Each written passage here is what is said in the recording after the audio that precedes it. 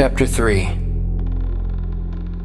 The report of a gun blasted the silence of a dead Devonport with startling abruptness. It came from the direction of the launch, and in an instant, we three were running for the boat as fast as our legs would carry us. As we came inside of it, we saw Delcarte 100 yards inland from the launch, leaning over something which lay upon the ground. As we called to him, he waved his cap, and stooping, lifted a small deer for our inspection. I was about to congratulate him on his trophy, when we were startled by a horrid, half-human, half-bestial scream a little ahead and to the right of us. It seemed to come from a clump of rank and tangled bush not far from where Delcarte stood. It was a horrid, fearsome sound, the like of which never had fallen upon my ears before. We looked in the direction from which it came. The smile had died from Delcarte's lips. Even at the distance we were from him, I saw his face go suddenly white, and he quickly threw his rifle to his shoulder. At the same moment, the thing that had given tongue to the cry moved from the concealing brushwood far enough for us, too, to see it. Both Taylor and Snyder gave little gasps of astonishment and dismay. "What is it, sir?" asked the latter. The creature stood about the height of a tall man's waist, and was long and gaunt and sinuous, with a tawny coat striped with black, and with white throat and belly. In confirmation, it was similar to a cat, a huge cat. Exaggerated colossal cat, with fiendish eyes and the most devilish cast of countenance, as it wrinkled its bristling snout and bared its great yellow fangs. It was pacing, or rather slinking, straight for Delcarte, who had now leveled his rifle upon it. "What is it, sir?" mumbled Snyder again, and then a half-forgotten picture from an old natural history sprang to my mind, and I recognized in the frightful beast the felis tigris of ancient Asia, specimens of which had, in former centuries, been exhibited in the Western Hemisphere. Snyder and Taylor were armed with rifles and revolvers, while I carried only a revolver. Seizing Snyder's rifle from his trembling hands, I called to Taylor to follow me, and together we ran forward, shouting, to attract the beast's attention from Delcarte until we should all be quite close enough to attack with the greatest assurance of success. I cried to Delcarte not to fire until we reached his side, for I was fearful lest our small caliber, steel-jacketed bullets should, far from killing the beast, tend merely to enrage it still further. But he misunderstood me, thinking that I had ordered him to fire. With the report of his rifle, the tiger stopped short in apparent surprise, then turned and bit savagely at his shoulder for an instant, after which it wheeled again toward Delcarte, issuing the most terrific roars and screams, and launched itself with incredible speed toward the brave fellow, who now stood his ground pumping bullets from his automatic rifle as rapidly as the weapon would fire. Taylor and I also opened up on the creature, and as it was broadside to us, it offered a splendid target. Though for all the impression we appeared to make upon the great cat, we might as well have been launching soap bubbles at it. Straight as a torpedo it rushed for Delcarte, and as Taylor and I stumbled on through the tall grass toward our unfortunate comrade, we saw the tiger rear upon him and crush him to the earth. Not a backward step had the noble Delcarte taken. 200 years of peace had not sapped the red blood from his courageous line. He went down beneath that avalanche of bestial savagery, still working his gun, and with his face toward his antagonist. Even in the instant that I thought him dead, I could not help but feel a thrill of pride that he was one of my men, one of my class, a Pan-American gentleman of birth, and that he had demonstrated one of the principal contentions of the Army and Navy adherents, that military training was necessary for the salvation of personal courage in the Pan-American race, which for generations had had to face no dangers more grave than those incident to ordinary life in a highly civilized community, safeguarded by every means at the disposal of a perfectly organized and all-powerful government, utilizing the best that advanced science could suggest. As we ran toward Delcarte, both Taylor and I were struck by the fact that the beast upon him appeared not to be mauling him, but lay quiet and motionless upon its prey. And when we were quite close, and the muzzles of our guns were at the animal's head, I saw the explanation of this sudden cessation of hostilities. Felis tigris was dead. One of our bullets, or one of the last that Delcarte fired, had penetrated the heart, and the beast had died even as it sprawled forward, crushing Delcarte to the ground. A moment later, with our assistance, the man had scrambled from beneath the carcass of his would-be slayer, without a scratch to indicate how close to death he had been. Delcarte's buoyance was entirely unruffled. He came from under the tiger with a broad grin on his handsome face, nor could I perceive that a muscle trembled. or that his voice showed the least indication of nervousness or excitement. With the termination of the adventure, we began to speculate upon the explanation of the presence of this savage brute, at large so great a distance from its native habitat. My readings had taught me that it was practically unknown outside of Asia, and that, so late as the 20th century at least, there had been no savage beasts outside captivity in England. As we talked, Snyder joined us, and I returned his rifle to him. Taylor and Delcart picked up the slain deer, and we all started down toward the launch, walking slowly. Delcart wanted to fetch the tiger's skin, but I had to deny him permission, since we had no means to properly cure it. Upon the beach, we skinned the deer and cut away as much meat as we thought we could dispose of. And as we were again embarking to continue up the river for fresh water and fuel, we were startled by a series of screams from the bushes a short distance away. "Another fellow's tigress," said Taylor. "Or a dozen of them," supplemented Delcart, and, even as he spoke, there leaped into sight, one after another, 8 of the beasts full grown, magnificent specimens. At the sight of us, they came charging down like infuriated demons. I saw that 3 rifles would be no match for them, and so I gave the word to put out from shore, hoping that the tiger, as the ancients called him, could not swim. Sure enough, they all halted at the beach, pacing back and forth, uttering fiendish cries, and glaring at us in the most malevolent manner. As we motored away, we presently heard the calls of similar animals far inland. They seemed to be answering the cries of their fellows at the water's edge, and from the wide distribution and great volume of the sound, we came to the conclusion that enormous numbers of these beasts must roam the adjacent country.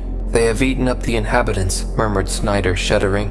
"I imagine you're right," I agreed, for their extreme boldness and fearlessness in the presence of man would suggest either that man is entirely unknown to them, or that they are extremely familiar with him as their natural and most easily procured prey. "But where did they come from?"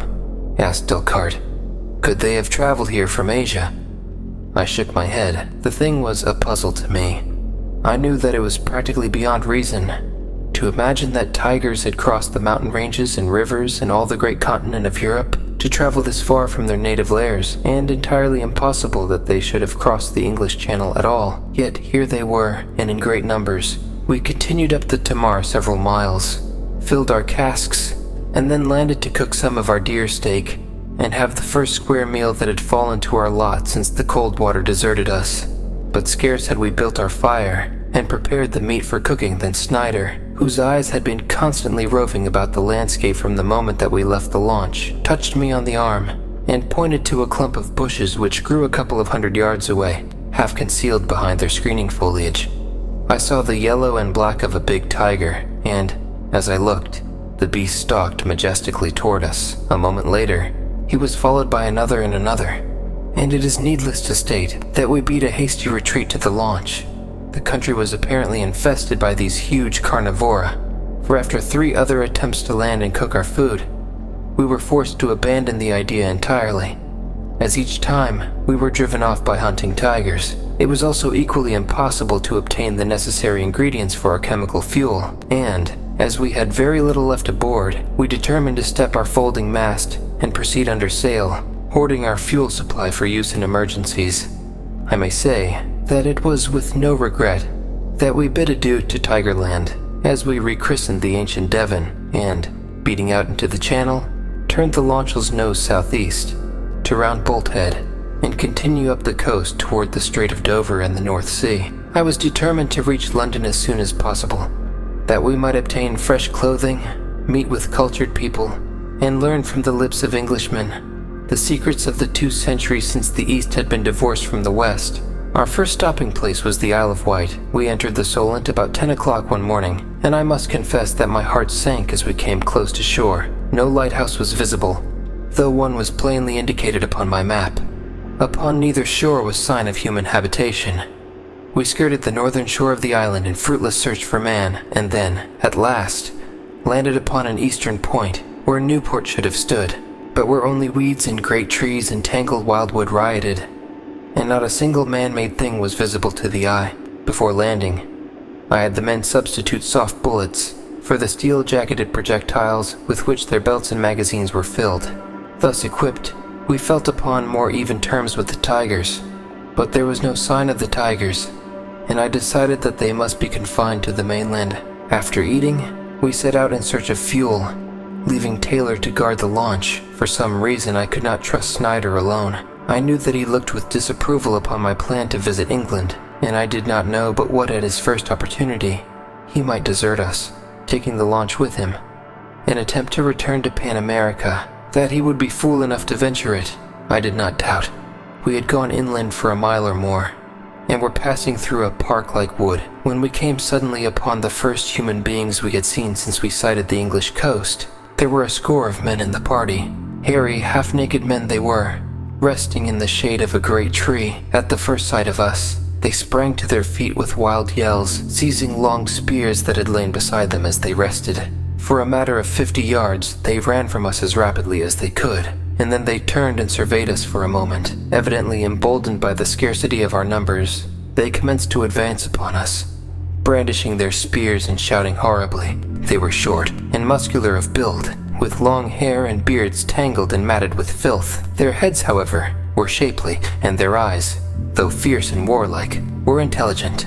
Appreciation of these physical attributes came later, of course, when I had better opportunity to study the men at close range, and under circumstances less fraught with danger and excitement. At the moment I saw, and with unmixed wonder, only a score of wild savages charging down upon us, where I had expected to find a community of civilized and enlightened people. Each of us was armed with rifle, revolver, and cutlass. But as we stood shoulder to shoulder facing the wild men, I was loath to give the command to fire upon them, inflicting death or suffering upon strangers with whom we had no quarrel, and so I attempted to restrain them for the moment that we might parley with them. To this end, I raised my left hand above my head with the palm toward them, as the most natural gesture indicative of peaceful intentions which occurred to me. At the same time, I called aloud to them that we were friends, though, from their appearance, there was nothing to indicate that they might understand Pan American or Ancient English, which are of course practically identical. At my gesture and words, they ceased their shouting, and came to a halt a few paces from us. Then, in deep tones, one who was in advance of the others, and whom I took to be the chief or leader of the party, replied in a tongue which, while intelligible to us, was so distorted from the English language from which it evidently had sprung, that it was with difficulty that we interpreted it. "Who are you?" he asked, "and from what country?" I told him that we were from Pan America, but he only shook his head and asked where that was. He had never heard of it, or of the Atlantic Ocean, which I told him separated his country from mine. "It has been 200 years, I told him, since a Pan American visited England." "England?" he asked. "What is England?" "Why, this is a part of England," I exclaimed. "This is Great Britain," he assured me. "I know nothing about England, and I have lived here all my life." It was not until long after that the derivation of Great Britain occurred to me. Unquestionably, it is a corruption of Great Britain, a name formerly given to the large island comprising England, Scotland, and Wales. Subsequently, we heard it pronounced Great Britain and Great Britain. I then asked the fellow if he could direct us to Ryde or Newport, but again he shook his head and said that he never had heard of such countries, and when I asked him if there were any cities in this country, he did not know what I meant, never having heard the word cities. I explained my meaning as best I could by stating that, by city, I referred to a place where many people lived together in houses. "Oh," he exclaimed, "you mean a camp?" "Yes, there are two great camps here, East Camp and West Camp. We are from East Camp." The use of the word camp to describe a collection of habitations naturally suggested war to me, and my next question was as to whether the war was over, and who had been victorious. "No," he replied to this question, "the war is not yet over, but it soon will be, and it will end, as it always does, with the West Enders running away. We, the East Enders, are always victorious." "No," I said, seeing that he referred to the petty tribal wars of his little island. "I mean the Great War, the war with Germany. Is it ended? And who was victorious?" He shook his head impatiently. "I never heard," he said, "of any of these strange countries of which you speak." It seemed incredible, and yet it was true. These people living at the very seat of the Great War knew nothing of it, though but 2 centuries had passed since, to our knowledge, It had been running in the height of its titanic frightfulness all about them, and to us upon the far side of the Atlantic still was a subject of keen interest. Here was a lifelong inhabitant of the Isle of Wight, who never had heard of either Germany or England. I turned to him quite suddenly with a new question. "What people live upon the mainland?" I asked, and pointed in the direction of the Hanse coast. "No one lives there," he replied. "Long ago, it is said, my people dwelt across the waters upon that other land, but the wild beasts devoured them in such numbers that finally they were driven here, paddling across upon logs and driftwood. Nor has any dared return since, because of the frightful creatures which dwell in that horrid country." "Do no other peoples ever come to your country in ships?" I asked.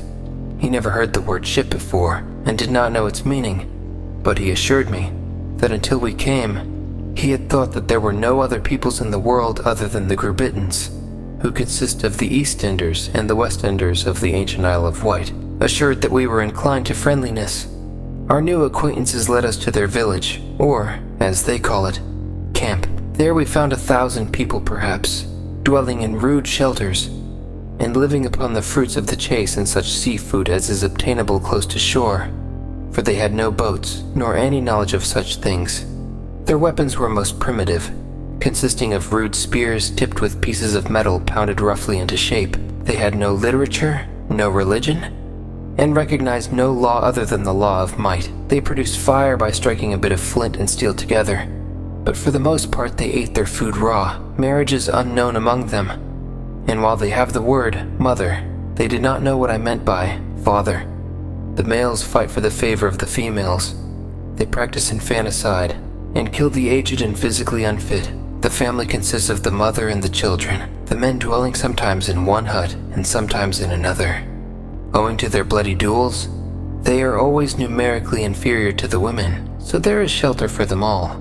We spent several hours in the village, where we were objects of the greatest curiosity. The inhabitants examined our clothing and all our belongings, and asked innumerable questions concerning the strange country from which we had come, and the manner of our coming. I questioned many of them concerning past historical events, but they knew nothing beyond the narrow limits of their island, and the savage, primitive life they led there. London they had never heard of, and they assured me that I would find no human beings upon the mainland.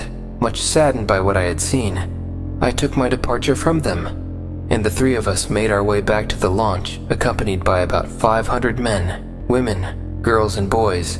As we sailed away, after procuring the necessary ingredients of our chemical fuel, the Grubittans lined the shore in silent wonder at the strange sight of our dainty craft, dancing over the sparkling waters, and watched us until we were lost to their sight.